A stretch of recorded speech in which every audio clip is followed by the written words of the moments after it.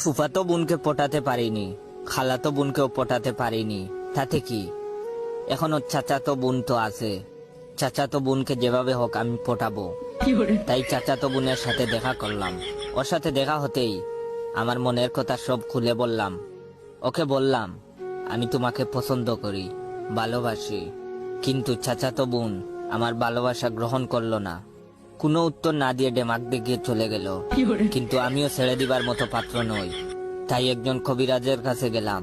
কবিরাজের কাছে গিয়ে চাচাতো বোনকে তাবিজ করলাম, যেন আমাকে ভালোবেসে ফেলে, কাজ হয়। কবিরাজ তাবিজ দিল, 7 দিন পর ফলাফলও পেলাম। অবশেষে বিয়ে হলো।